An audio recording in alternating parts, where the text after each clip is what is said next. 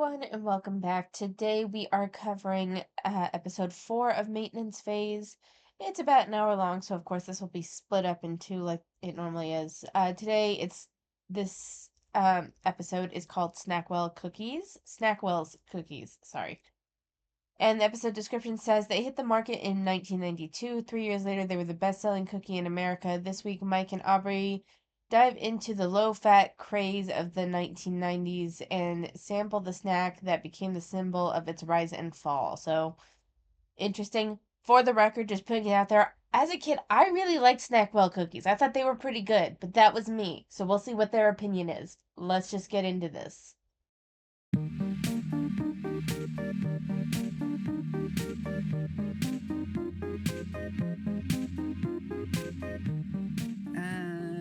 Did we decide how we're opening the show? I don't think we did. I have my opening from last time. We could also change it up. We could also skip it. I don't know. I know, I kind of like coming up with a new tagline every week, but then that's the same as the gimmick on my other fucking show. Well, yeah, why don't you just do one? I don't have it, but I'm going to start talking and hope that something comes out. Yeah, just go. Just use nouns. Welcome to Maintenance Phase. I'm Aubrey. And this is Michael. Oh, yeah, sorry. And we are here to tell you all about the secret histories of dieting, weight loss, wellness, and health that you never knew you needed to know. Ooh, the secret garden. Sure, Yes. secret, something. Well, they're only secret if you don't like reading academic papers, because usually all the stuff is out in the open. They're things that most people haven't spent a ton of time thinking about. Yes, except for me, who has spent the last 3 weeks thinking about fucking Snackwell cookies. Ridiculous. I can't wait to hear every single thing about Snackwell's cookies. Just as a disclaimer, this episode is about Snackwell cookies, ostensibly, but it's actually about the absurd low-fat craze that became America's primary ideology about food for like an entire decade. I'm super excited to talk about this in part because that decade was my like childhood and adolescence as a fat kid. So like it, I would imagine for both of us made a big impression, right? And was pretty formative in the way that certainly to this day that I think about food and weight and all of that kind of stuff. And Snackwells were a centerpiece of that in my house. So for people that don't know, Snackwell's Devil's Food Cookies were a fat-free chocolate and marshmallow cookie that was launched in 1992 by a brand named Snackwell's. And within 3 years, they were the most popular cookie in America. What? Yes, they surpassed Ritz and Oreos, which had been at the top of the charts for 80 years. So I was thinking about this the other night. I was talking to both of my parents were Snackwell's super fans. Oh, yeah. And they were saying that it was sort of the first cookie that they could recall that was a sort of quote-unquote diet cookie that was not set apart in a separate aisle. Yes. The box looked like Keebler cookies, right? That it was sort of like marketed alongside. It was like a cookie, but this cookie is better for you rather than this is a diet food and this is the cookie version of that diet food. I mean, this is all wrapped up in the uniquely rock bottomage of 1990s American food culture. So I'm going to try to line that up. Okay, I accidentally hit pause on my recording instead of pause on the podcast. But I did just want to say, I could see how, like, part of the appeal of Snackwells in particular was that there was this kind of idea that it was a healthier cookie when, like, I remember, God, this was a couple of years ago, but I remember at one point being like, you know what, I really want some Snackwell cookies. And I think they still make them. At the time, they still made them. Maybe they don't make them anymore. This was a few years ago. And I look and I take it off the shelf and it still advertises, fat free. And then when you take a look, there's a shit ton of sugar in it. So, but I like, and that's probably why it tastes so fucking good was because of all the fucking sugar that's in it. But I could see how the fact that it was marketed as kind of like a diet cookie and it didn't taste like a diet cookie because there was so much fucking sugar in it and we didn't really know. Like, I don't think reading nutrition labels was as prevalent as it is now. And so there was this kind of false notion that the cookie was healthier, it was like better for you than it really was. Like I can actually kind of, if that's where they're going, like this wasn't actually a good cookie for you, like it was marketed as a diet cookie, but it wasn't that good for you. Like I can kind of get on their side on that one. I loved it as a child, and I know why, because it was so full of sugar. Like it was practically candy. Had a fair amount of sugar from what I remember. It's been a while since, I'm gonna let them talk, and while they're talking, I'm gonna see if I can find the nutrition information on a Snackwell's Devil Food cookie. But yeah, did you eat Snackwell's cookies? Did you remember them? Oh my God, absolutely. So we always had them in our house. Yeah. We were a dieting household through and through. And one of the things that I remember most clearly about Snackwell's was that there would be many people in and around my family who would be like, I didn't eat lunch or I didn't eat all day and now I'm going to eat some Snackwell's. That's my treat for not eating. People were using it in a way that was sort of incentivizing some degree of disordered eating, right? Totally. The other thing that I will say that I remember about Snackwell's is I distinctly remember as a fat kid being like, okay, these are the cookies that I'm going to have access to, which means I had better totally savor them and love them. And you know what I mean? Like really make it count. With the cookie time that I have. And I remember eating them, and I remember them being so dry. Yeah. That's the other thing that I remember really distinctly about Snackwell's. Yeah, they're like deeply unsatisfying. Yeah. Did your family worship at the altar of no fat? And Okay, disagree. I thought I understand the point of saying, yeah, they were a little dry. Like I remember that a little bit. I remember really liking them. Just for what maybe I like the dry texture. I don't remember, but I remember liking them. But I was able to take a look up from Amazon, Snackwell's Devil Food Cookie, right? And it's 120 calories for 2 cookies. It wasn't fat free, or at least the version that I'm looking at isn't fat free. It says 40% less fat. And one of its big marketing things was that it does not contain high fructose corn syrup, or partially hydrogenated oils. So for that, like, oh, this was the new and improved recipe. Interesting. I don't know when that came about. But the nutrition facts for this particular version of the Snackwell's Devil Food cookie was 3 grams of fat, 2.5 grams of saturated fat, 45 milligrams of sodium, 24 total carbohydrates with 1 gram of fiber, and 14 grams of sugar and 1 gram of protein for 2 cookies. If you like 14 grams of sugar for 2 cookies, because the Snackwell cookies aren't that big, that's a lot of sugar. And it's because probably they took so much fat out of it, they had to replace the sugar to add the fucking flavor back in. And actually, the lack of fat is probably at least partially why the cookie was dry. I personally, from what I remember, for me, 14 grams of sugar for 2 cookies, for these 2 small cookies, was not worth it for me. So I haven't had these in a very long time. I don't even know because the Amazon listing has them as like unavailable. So these may not even be made anymore from what I can tell. It's a lot of sugar. And I think these were deceptive in that it's marketed as a health food cookie, but it's really not healthy for you at all. I remember liking them. I remember really liking them probably from the huge amount of fucking sugar that's in them. But I remember liking them. low fat foods. 100%. Slim Fast, yes. Weight Watchers, yes. Carnation Instant Breakfast, no, because it had fat in it. Oh, yeah. But we would have a box at all times of potato buds.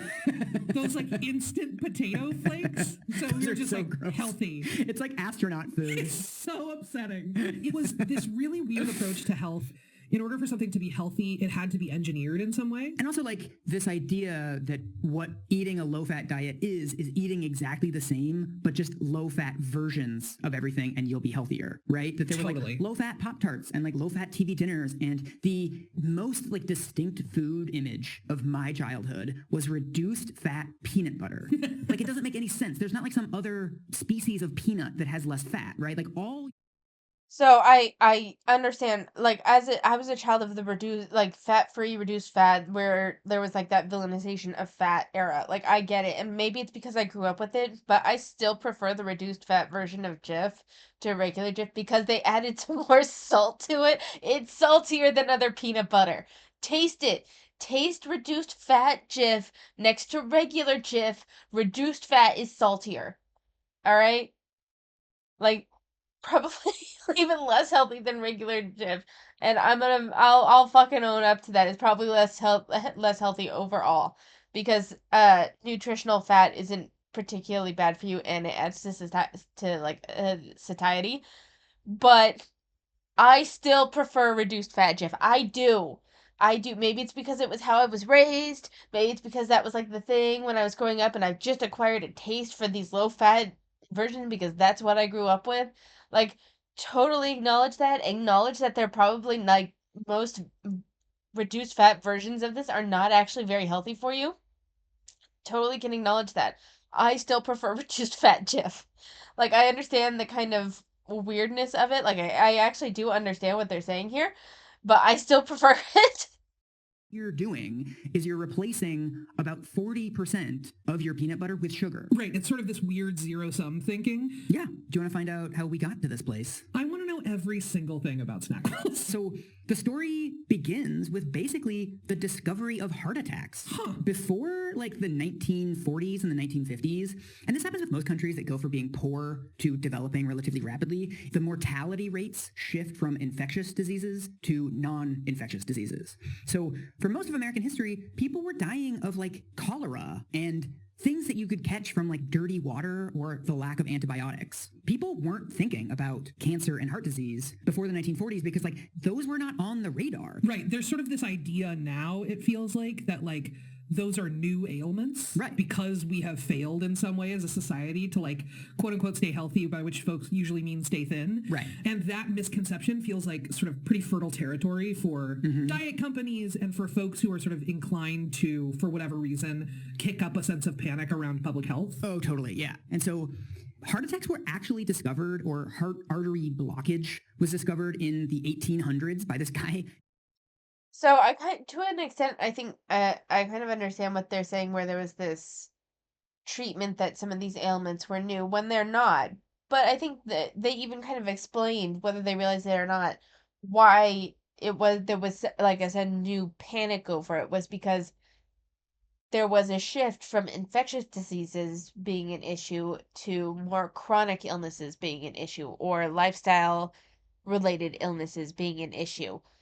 And what that does is that like, this is just my perspective, but this is what that does is that it shifts the focus of public health from sanitation, clean water, educating the public not to drink contaminated water, telling people to boil their water, wash their hands, kind of the general things that we do to reduce infectious diseases from spreading. Chronic illnesses take a different role, which is why there's been a focus more on diet, exercise, and weight management, because those are the contributors, just like washing your hands and not drinking contaminated water and stuff like that was a way to prevent infectious diseases.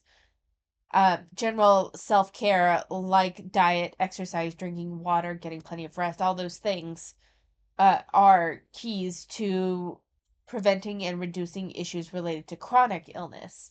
It's kind of the same idea, just executed differently, because chronic illnesses stem from a different place than infectious diseases. And perhaps I'm using chronic illnesses wrong, but that's the best way I can think. I'm hoping you guys understand what I mean here. Not all chronic illnesses, but things like high cholesterol, high blood pressure, um those issues that tend to stem from lifestyle habits. Not all chronic illnesses, but some. I hope that makes sense.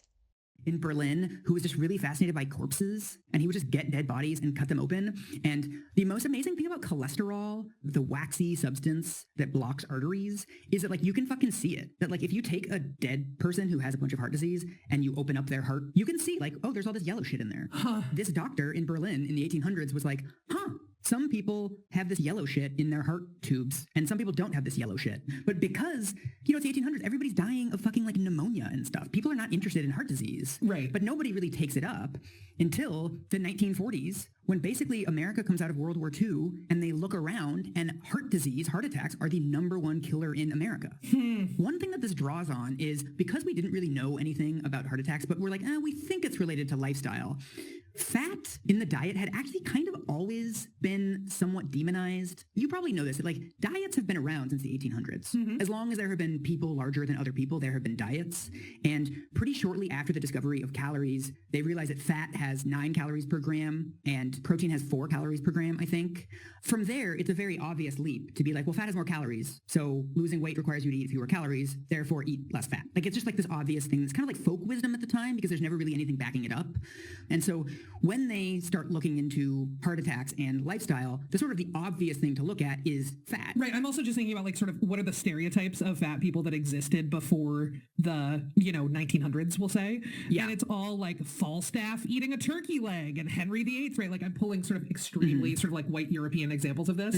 But like there is just a lot about like people eating fat. Yes. And also during this period when heart attacks emerged as the number one killer of Americans, there was also this rapid urbanization that happened in America. So I feel like Americans, probably other countries too, have always had like a weird, complicated relationship with people living in cities. Yeah. And so very soon after this lifestyle hypothesis emerges, you also get this stuff that is completely ahistorical, that like, we used to eat this like rich plant-based diet, and like now that we live in cities and we're shopping at grocery stores, like we've forgotten our roots. And like people have looked into the data, it's not fucking true. People in the 1800s in America ate literally the same amount of meat as Americans in the 1950s. Americans have always had a really high-fat diet. And there's another way of thinking about this that is sort of like Icarus, right? Which is sort of like, we flew too close to the sun, we tried too hard, we did too much, and now we have fallen, right? We are disgraced in some way, and that's now showing up in our bodies. Right. That feels bizarre for like a conversation that is ostensibly about science. I think it's important, like in sort of looking at the origin of the low-fat ideology of the 1990s, that it really had the wind at its back, right? That there's all these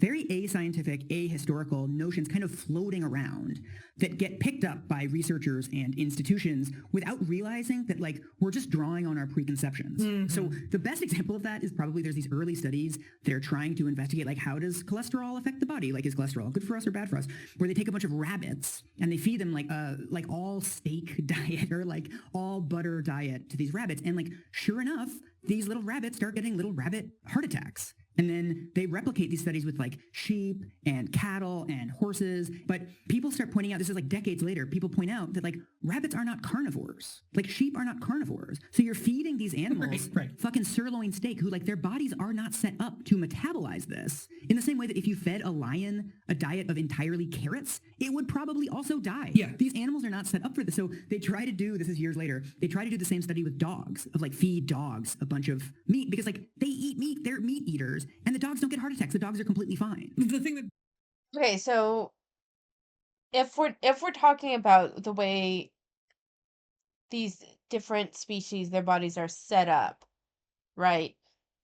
Humans are fundamentally omnivores. So even that would stand to reason that you can, just following this logic that they're presenting here so far,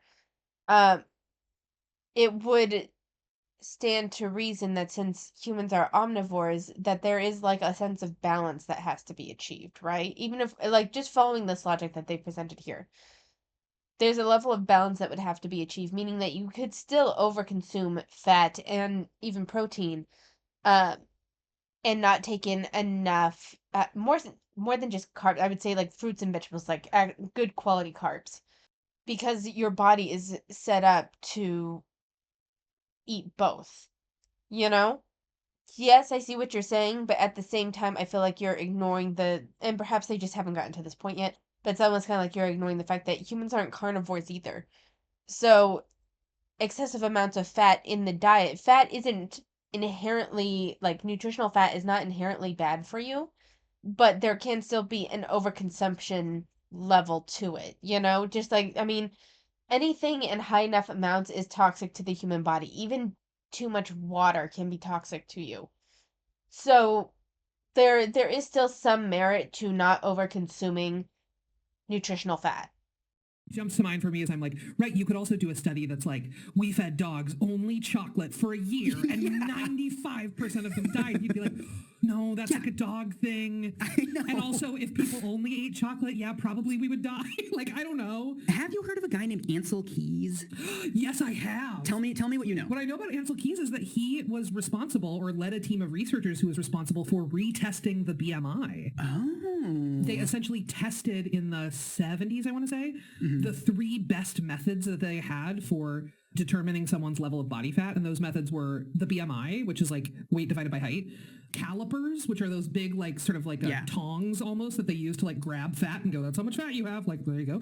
And the other one was water displacement. Ancel Keys did those studies and was like, basically like, the BMI is the best thing we have, but it's not great. And people were like, great, the BMI. Yes, he is a giant of food research in the 1950s to the 1980s. He is one of the first people who proposes what is eventually known as the diet heart hypothesis, that heart disease is caused by diet and cholesterol in the heart valves is caused by saturated fat. He's like the guy that comes up with this. Fascinating. In the 1950s, he starts doing these studies on dietary fat and heart disease, but in the just like endlessly atrocious ethics of science at this time, he does a bunch of diet studies only on men, obviously. Also, he does them in mental institutions on schizophrenics. Oh, no. So one of the main pieces of research that starts to solidify this idea that saturated fat is bad for you, it's only on 66 people, and it's these like schizophrenic dudes, and some of them he feeds a high-fat diet, and some of them he feeds a low-fat diet, and then he tests their cholesterol, and then he's like, ta-da, saturated fat. Like that's the methodology that he starts using. So the other thing that's happening here is that my guess is that if you are an inpatient psych patient, and you have something as profound as schizophrenia, that you are on some wild drugs in the 50s. So that's the other thing that feels like, oh, buddy, there are some variables here that feel... Right, like the real cause of heart attacks is saturated fat and electroshock therapy. Yeah, it just seems wild to me to be like, we figured out what's happening with this group of schizophrenic patients dudes who are in... like, where I'm just like, there are so many complicating factors here that you can't possibly universalize that knowledge. It's extremely funny to me that, like, as you're criticizing the study, there's a little part of me that, like, wants to push back. Really? And be like, it's not that bad, because by the standards of the studies we're going to learn about in this episode, this is one of the better ones. Oh, no! We're going to meet so many studies that are so much worse than this. I'm like, well, at least it's a laboratory experiment. Like, at least they're taking decent data. Like, it only gets worse from here. Sure, you're like, he's a doctor, so that's a step ahead. I'm like, tone it down, Aubrey. This is like the best one we're going to hear about. So on the strength of this like extremely anecdotal and like jankball study, Ancel Keys then departs on international comparisons. So basically, Ancel Keys gets $200,000 in 1956, which was like a shitload of money, to do like a real study. It's called the 7 Countries Study. It's super famous, where he's basically going to go to 7 countries and get like real data, the diet, heart attack mortality, and then he's going to come back with like something definitive. Mm-hmm. The 7 countries are Italy, Greece, the former Yugoslavia, Netherlands, Finland, America, and Japan. Sorry. This feels like a very selective group of countries. Yeah, it's like white, Japan. Right. So one of the numbers I came across was that this study has been cited 1 million times. What? This is like one of the foundational texts in diet and nutrition. Like, you still find it cited now. Oh, no. The silver lining of this study, the first thing that it does is that it finally proves that heart attacks affect different countries at different rates. America has more heart attacks than Japan. Mm-hmm. That was something that there was only anecdotal data for before. So in that way, it does a really good thing. But what it also produces is an extremely famous infographic where he plots the amount of saturated fat in the diet and the rate of heart attacks. As you would expect, it's like Japan at the very lowest, right? They eat like only fish there. They eat a lot of rice. It's like a super low fat diet. And they have like 0 heart attacks, basically. And then at the top, you've got America, which has a very high fat diet and a shitload of heart attacks. And so if you start drawing the line, like along this line, there's like all the other countries basically slot perfectly along this line. And so a lot of heart attacks and a lot of fat, a little heart attacks. If you keep going backwards, well, 0 fat, 0 heart attacks. Yeah, it's inviting you to surmise. Yes. Right? And it's not actually like... I would say that saying it's inviting you to surmise is not correct. I would say that that's a leap that you're making. And yeah, I wonder if Japan still has low heart attack rates. But there's also something, and granted, this is kind of the fault of the study, but this just is one of the variables that wasn't taken into consideration. But part of it, I would say that there's probably a lurking variable here, is that people in Japan, like, movement is more incorporated into their everyday life than the average American, even back then. They are less dependent, they've always been kind of less dependent on cars, where cars are much more centric to the American lifestyle. And that's why, like, not other, but that's why, like, European countries would also kind of trend lower because of the lack of increased heart rate that would be gained from physically rushing from one place to another. Let's say in your average daily life, or even just walking from one place to another, there's more training on the heart than there would be for the average American. And that's something that wasn't taken into consideration for sure when this study was happening, but there can still be a link between overconsumption of fat and especially with higher foods higher in cholesterol to heart issues. That's not necessarily wrong. If you're taking it to the nth degree, then anything can be wrong. But there's still something to be said for just excess, you know? Was there an overcompensation? Yes, but what they're conveniently leaving out, and I'm waiting to see if they mention this. Like, I haven't been commenting so much because I've been hesitant to bring it up in the case that they will bring it up later, and I just want to see if they acknowledge it, but they haven't acknowledged it yet. Um, doesn't mean that they won't, but I just want to put it out there that a lot of the studies that were put forth that demonized saturated fats in particular, and don't get me wrong, saturated fats still aren't great for you, but part of what really demonized saturated fats in the 90s were these studies that were put forth that played down the link of sugar and heart disease and to promote the issue of saturated fat being the issue, and sugar companies paid off these scientists to downplay sugar's role in heart disease. Like, that's something that actually happened. Even a quick Google search will show you that. So I'm curious to see if they're going to bring that up. I agree that there was probably an over demonization of fat in the 90s, and that eating all fat-free foods and shit isn't necessarily going to be better for you, especially if there's a shit ton of salt and sugar put into the food to make up for the lack of nutritional fat in there because fat adds flavor. I don't know. I'm very interested to see if they're going to hit on sugar companies paying off the scientists to promote saturated fat as like an evil. Digging in on, are there sort of phantom variables here? Are there other factors at play?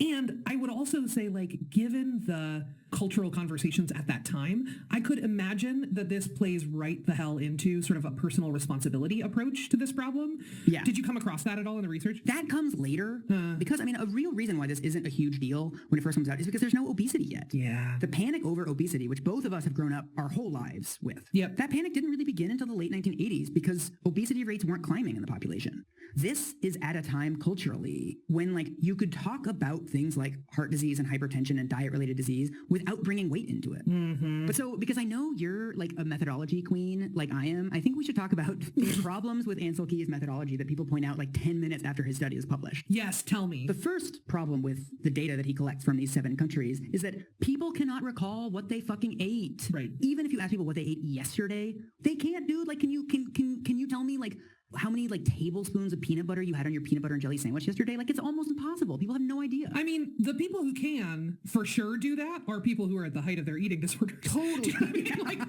the people you can count on for real accurate answers to that.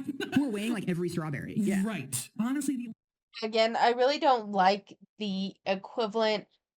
No, don't get me wrong. Most people probably wouldn't remember like the exact amounts, but if you're a person that records your food, recording anything makes it stick out in your mind a little more. And so recording and being able to recall that information, I don't necessarily think is indicative of an eating disorder, and I really don't like that that's their derogatory way of like taking digs at people that monitor what they eat. And I don't really like that. I don't like this is what they're having kind of an interesting conversation here. I do take what they say with a grain of salt only because they are fat acceptance, and it's not uncommon for fat acceptance people to pick and choose what they present. But so far what they've presented I think is reasonable, and is an interesting look at the way methodology was done and kind of how we got to where we are. But I don't like that then they throw in these things that is really just meant to put people down for what they do. Like, they don't like being judged for how they eat. They don't like being judged for the way that they approach food, and yet they do that with others so much and just kind of put it down to an eating disorder, even if it's not necessarily an eating disorder. And this is again what I say when I say that the fat acceptance movement seems to weaponize the idea of mental health issues. Like, they will talk about getting therapy almost as a put down for like they've done it with the if you have done it with me, if you have done it with some other anti-FA creators, and it's like their way of putting down, and I don't understand it for a general group that tries to promote the idea of, good mental health and that sort of thing, to regularly use it as a form of um a social weaponry is absolutely baffling to me. When you take what someone does and it's like, well, you need to get therapy as a kind of like a put down. How is that helping destigmatize mental health promotion and mental health issues? Like eating disorders by and large are kind of like this subsection of mental health issues. Like it's not the same as mood disorders, it's not the same as personality disorders, but it still has its place in the mental health sphere. And so whenever anyone does something that it's kind of like following that over pathologizing where because someone is super organized or kind of finicky with how things are, like making sure everything is in order because they really like this very clean presentation, that all of a sudden they're OCD.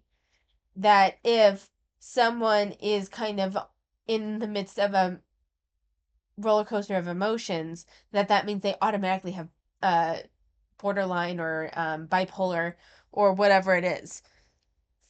This kind of feels like it's the same thing, where because someone is maybe a little bit more meticulous with how they eat, that is automatically an eating disorder. And it's like, do you not see, because they probably, even if they do see, they probably don't care, how you are further stigmatizing aspects of people who may struggle with mental health because you are using it as an insult, you are using it as a pejorative.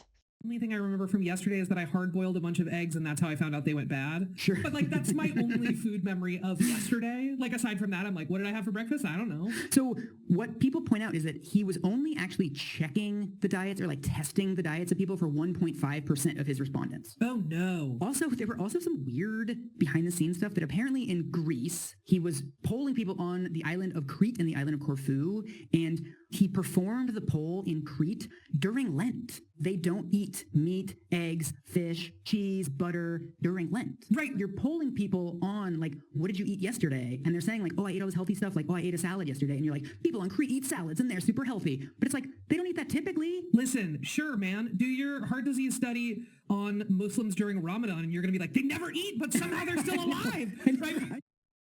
One, that's not how Ramadan works at all. Muslims eat food on Ramadan. They eat, even if they were asked what they eat yesterday, they still eat. They just have a meal before sunrise and a meal after sunset. But it's not like they literally fast for the entire month. They just don't eat when the sun is up. That's its own thing. And to say that the people on these islands don't normally eat salads, they don't normally eat, they may normally have meat with their food, but that doesn't mean that they don't eat salads regularly.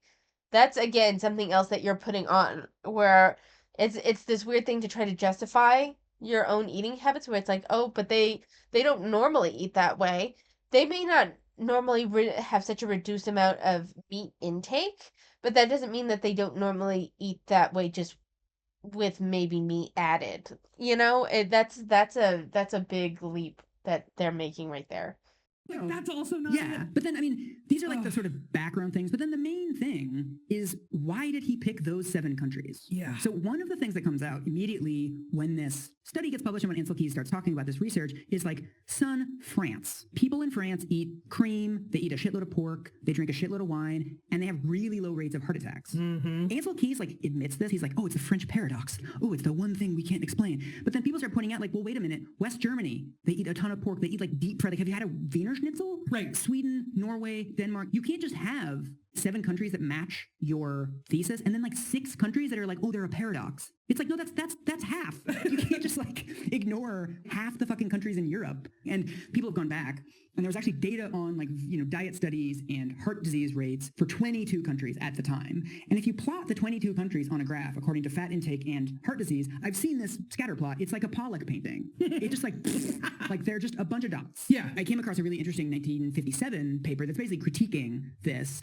where where this researcher points out all of the other things that are correlated with heart disease. He says the number of cars sold per capita, the number of cigarettes sold, consumption of protein, consumption of sugar. These are all associated with one common factor: wealth.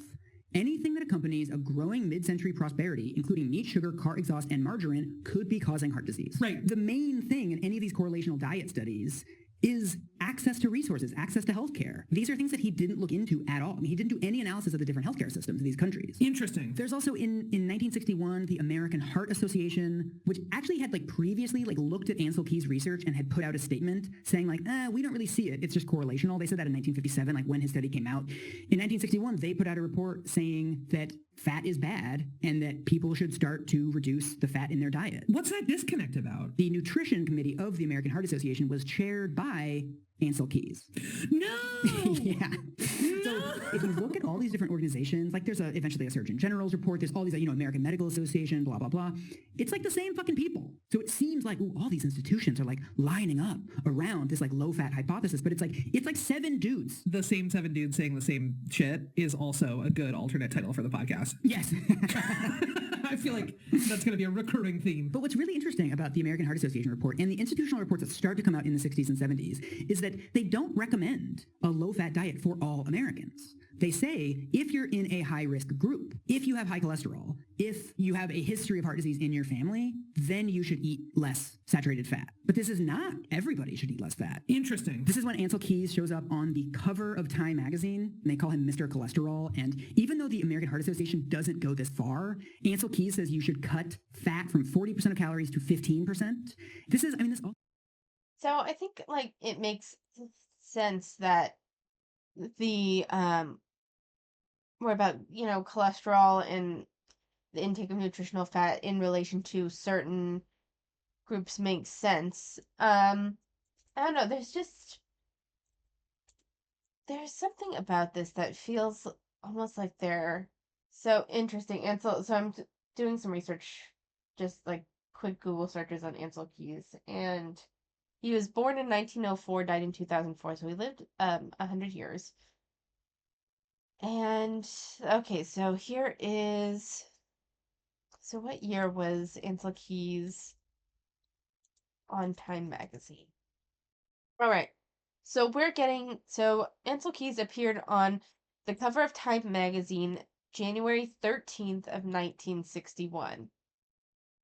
And for the record, nowhere on the cover does it call him Mr. Cholesterol.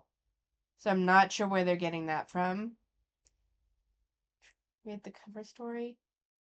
Ooh, we can read the cover story. All right. I'm gonna do I want to read? Oh no, this is a pretty long article. This would take us a while. But I am curious if they ever called him Mr. Did they ever call him Mr. Cholesterol? So part of the reason why they could be no, so I'm just doing a quick search on all the instances of cholesterol in the article, okay? And what's interesting is there's just this one sentence paragraph that they have here that 2-sentence paragraph. Despite his personal distaste for obesity, disgusting. Dr. Keys has only an incidental interest in how much Americans eat. What concerns him much more is the relationship of diet to the nation's #1 killer, coronary artery disease, which accounts for more than half of all heart fatalities and kills 500,000 Americans a year, twice the toll from all variety of cancer, 5 times the deaths from automobile accidents in 1961. So this was him really exploring cholesterol and its connection to nutritional fat, to saturated fat, to the general way of the American diet. Now I'm gonna just continue to look real quick. So perhaps I misunderstood them because I was under the impression when they're like, oh, he appeared on Time magazine, he was known as Mr. Cholesterol, that would then have been referred to in the Time magazine article. Nowhere so far that I am seeing this. There are 37 instances of the word cholesterol. I'm through 33 and I'm about to finish The rest, never once do they call him Mr. Cholesterol. I don't know where they're getting that from, but that's worth noting. So I don't know. We'll hear more of what they have to say. Also gets at like the beginning of the stigmatization of weight that comes like obviously comes along with all this. One of the quotes in this Time article, he says, people should know the facts. Then if they want to eat themselves to death, let them. Oh no. It's like, oh, fuck you. Seriously. He also, I mean, I don't know how much we're like allowed to roast him. Okay, wait, I have the article in front of me. Let's see. I gotta go back like 30 seconds and we're gonna listen to that again and hear what the supposed quote is. Have high cholesterol. If you have a history of heart disease in your family, then you should eat less saturated fat. But this is not everybody should eat less fat. Interesting. This is when Ancel Keys shows up on the cover of Time magazine, and they call him Mr. Cholesterol. And even though They said, see, he says they call them they call him Mr. Cholesterol. I see that noted nowhere on the Time magazine cover or in the article, just for the record. American Heart Association doesn't go this far. Ancel Keys says you should cut fat from 40% of calories to 15%. All right, so cut fat 40, we'll just start with 40%. And I'm sorry, I know you guys probably can't see this. Out of cholesterol comes Keys' main messages so far. Americans eat too much. The typical U.S. daily menu, says Dr. Keys, contains 3,000 calories, should contain 2,300. And extra weight increases the risks of cancer, diabetes, artery disease, and heart attack. So he's fully acknowledging the contribution of weight here. Americans eat far too much with meat, milk, butter, and ice cream. The calorie-heavy U.S. diet is 40% fat, and most of all that is saturated fat, the insidious kind, says Dr. Keys. That increases blood cholesterol, damages arteries, and leads to coronary heart disease. And leads to coronary disease. The heart was in there. So interesting. I'm curious. 15%. So this is the actual quote from Keys in regards to the recommendations from Keys. So the only sure way to control blood cholesterol effectively, says Keys, is to reduce fat calories in the average U.S. diet by more than 1/3, from 40% to 15% of total calories, and take an even sterner cut from 17 to 4% of total calories in saturated fats. He also warns against confusing blood cholesterol levels and cholesterol actually deposited in the arteries. No known diet will remove deposited cholesterol, and the object of all diets is only to keep deposits from growing to the point that they cut off the heart's blood supply. So he recommends 15% of calories should come from fat. Now let's take a look at what the U.S. nutritional guidelines is. And keep in mind, Americans were getting 40% of their daily calories from fat before.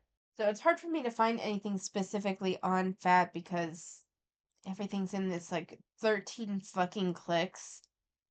I just want to know dietary reference intakes. Maybe that's... Yeah, it's frustrating because there's not like a simple graph like there used to be. It's like this big 40-page document on what to eat. My plate. There we go. I don't know if my plate's still accurate, but that's what we're going with. And it doesn't really cover fat specifically. It has grains, fruits, vegetables, protein, and dairy. So, from what I was able to see, there was just talking about limiting how much saturated fat you have, which is accurate. Even from today's health standards, limiting your saturated fat intake is considered important. So, let's continue. This also gets at like the beginning of the stigmatization of weight that comes like obviously comes along with all this. One of the quotes in this Time article, he says, people should know the facts. Then if they Okay, so people should know the facts. Okay, so let's finish hearing what he has. want to eat themselves to death, let them. Oh no. It's like, oh, fuck you. Seriously. Okay, so that quote comes from the end of a paragraph. I'm going to read the full paragraph to you, and we're just going to see. I haven't read it before. I don't know what it says. We're just going to read the paragraph that it belongs to and see what it says. Most fats are short-lived and harmless Even the worst usually harms only a relatively few susceptible people. But fads encourage distrust of doctors and self-diagnosis. Interesting. This is from 1961. In such an atmosphere of skepticism, it is difficult for a physician to convince a patient who feels fine that he must give up something he likes to preserve his health. Yet, says Dr. Keys, that is exactly what many Americans should do. The average blood cholesterol count among middle-aged 40 to 60 U.S. men, says Keys, is an uncomfortable 240. People should know the facts, he says. Then, if they want to eat themselves to death, let them. This is about respect. Like, no, this is exactly. So he's saying that it is important for doctors to warn people against their bad dietary habits. But you can't. This is also for self preservation of doctors. You can't force someone to do something that's good for them. We've seen this with the fat acceptance movement. And this is kind of what I put forth. Like, you give them the facts, and then what they do is up to them. This is a level of personal responsibility. You can't make someone live a healthy life. I feel like that was taken out of context of what was really meant. But even without the context, I still think it kind of stands. Like, I know they think it's an awful thing to say, but that's part of being an adult. You've been warned about the health risks. You've been warned about the issues with it. And if you still continue and you still decide to ignore it and do things that only further harm your health, as a doctor, what can I do? Like, if I'm a doctor, I'm not a doctor, but if I'm a doctor, what can I do to make the patient live a healthy life? I can't really do anything. I can warn them until the cows come home. I can give them resources, but the only one that can make those dietary nutritional changes, lifestyle changes, is the patient. He also, I mean, I don't know how much we're like allowed to roast him for this, but he also mentions in this Time article, sort of like offhand, he's like, oh yeah, I eat a steak with my wife 3 times a week, and like I have eggs and bacon for breakfast. And it's like, if the guy whose entire like life's work is built around reducing saturated fat can't reduce saturated fat in his own diet, why does he feel qualified to tell everybody else to do this? Yeah, the whole thing. I mean, That's do as I say, not as I do is a big thing for like everyone in general. It's that kind of goes back to his own quote. Give people the facts, and if they want to eat themselves to death, let them. Maybe he monitors. What qualifies him to talk on this is that he's done firsthand research on it. His lifestyle doesn't necessarily reflect the research that he's done, you know. But I'm still not convinced that he ate the way they say he ate. But we'll just continue on. Like, it's also sort of the logic of anti-fat bias is what's happening here, right? Yeah. The idea here is if you appear healthy, you can tell people who appear unhealthy to you what to do Yeah. without scrutiny, right? That there is sort of this idea that like your own health is beyond reproach because look at you. But so this all gets worse in 1977 when, for the first time, Okay, interesting. They skipped. When was So yeah, the whole thing with the sugar industry paid scientists in the 1960s to play down the link between sugar and heart disease. This was in the 1960s. They've skipped to the 1970s. So they completely skipped how the sugar industry played a role in our cultural demonization of fat. That's interesting. That's really interesting. This is mentioned in NPR articles, in New York Times articles from 2016. Yeah, from 2016. Like, this was a thing to talk about in 2016. Seattle Times, Slate, Los Angeles Times. Lots of different news outlets talked about how the industry shifted blame to fat. the U.S. government gives dietary advice. It's called the dietary goals in the United States. They say Americans at risk, again, should reduce fat to 30% of calories and saturated fat should be 10% of calories. And they also said you should increase your carbohydrates from 55% of calories to 60% of calories.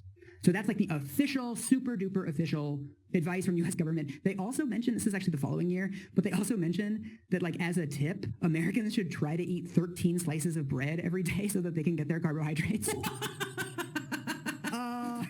I don't know how, I I think that's a misrepresentation because I remember vaguely hearing that before. I can't find it. I can't find the so-called tip that they're talking about. Yeah, everything in regards to 13 slices of bread is simply talking about how many slices of bread are in a loaf. So if this was brought up, my thought would be like that's an example of how many grams of what was it, grains or whatever that they no, carbohydrates uh that you would need to get up to like your daily requirement. Um and were they misinformed? Yes, I think so. There was a more of a push for carbohydrates. I remember in the 90s, like there was a lot. I remember even looking at it, like, wow, that's a lot. Uh, even as a kid. But again, that was partially influenced by the downplay of sugar from sugar companies paying off scientists to demonize saturated fat more and downplay the role that sugar plays in heart disease. But funny how they conveniently leave that part out. That's like a lot of fucking bread, dude. Sorry, Michael, I'm sorry I can't proceed with this podcast unless I know if you've eaten your daily loaf of bread. It's almost noon. I should have had like 6 slices by now. Have you had your 10 a.m. piece of toast? So between this Dietary Goals publication and the sort of like mid to late 80s, in this weird imperceptible way, the recommendation to eat less dietary fat moves from high-risk groups to everybody. No one ever says it like, oh, we're dropping this high-risk recommendation. It just becomes like a cultural understanding that everybody should try to reduce fat in their diet to. The same thing happened. This isn't insidious. This happens with every new bit of information that hits the public zeitgeist. The same thing happened with gluten. Remember when everyone went gluten-free for a while, even those that didn't necessarily need that? It's part of dietary fads. People hear something, even if it's meant for like specific groups, it tends to get generalized the more it disperses in public conversation, and it becomes overly applied to everybody. That's why gluten-free was such a big thing for a while, and that's why protein sources are such a big thing. I think they're losing traction a little bit now, but like everything had added protein in it for a while. And that was another like popular food fad type thing that just happens. I like having extra protein because it keeps me fuller. Same with having a little bit of extra fat in my diet. It just helps keep me full and I don't have to think about eating again for a while. But part of that could also just be that it's been a fad and it's one of those cyclical things that happen in our general cultural conversation, in our general cultural movements. It just is what it is. It's just part of how people behave. Back then, it was all about the demonization of fat and pushing carbs. The extent possible.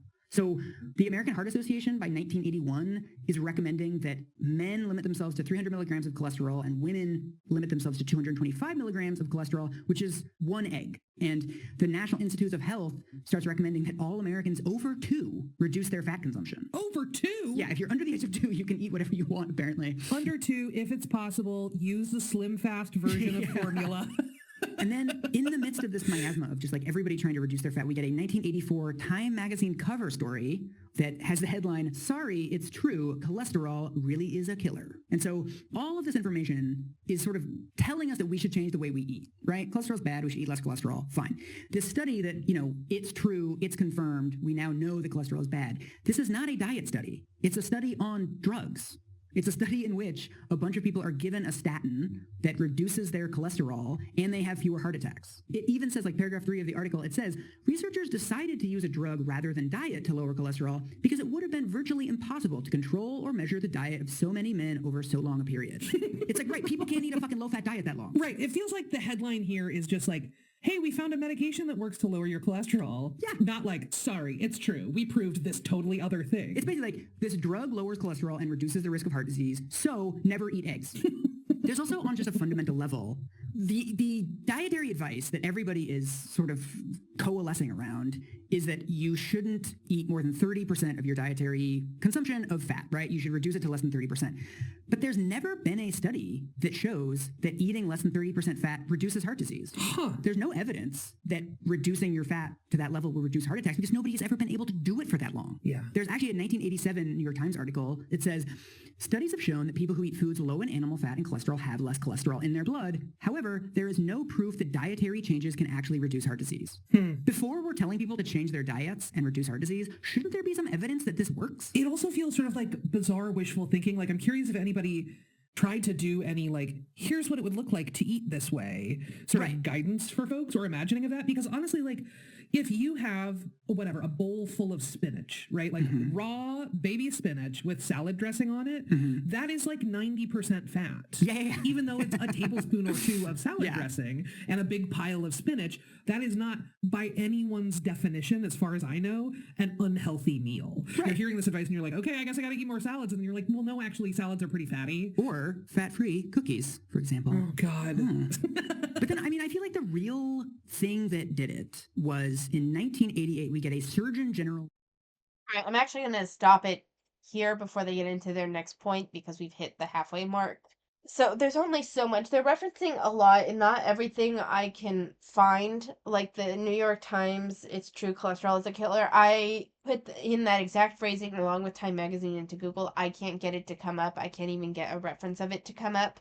All I get is the ones that appeared in 2015 and 2014 about how cholesterol is not a nutrient concern, report says, and ending the war on fat. So I think there is a retraction there.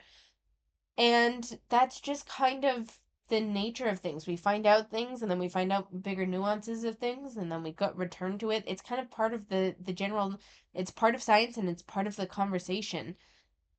If anything, let it teach you to take this research into consideration, but also take it with a grain of salt because other information can come out later. Like, we all do the best we can with the information we have at the time. It is what it is. So, I don't know, this video at the time, I don't know how much this is actually going to be cut down, but we're at like an hour. So, I'm going to go ahead and leave it here. But I'm curious about what you thought of all of this. I was a little frustrated. One, they said they called, the Times article referred to him as Mr. Cholesterol. I did not see that. And I did like the Control F option, the find feature. Could not find, looked up every instance of cholesterol being listed. Never once was he referred to as Mr. Cholesterol. The quote that they took from the Times article felt a little bit out of context, which I clarified. So there's what they're presenting isn't necessarily wrong, but they're putting spins on how they present things, as we already knew this would be the case, to show some of their evidence in certain lights that isn't exactly wrong, but it's not in the full spirit of what was said. It's like technically right, but not following the spirit, you know? So, let me know what you thought. I'm going to leave this here. Thank you so much for watching. Take care of yourselves, and I will see you next time.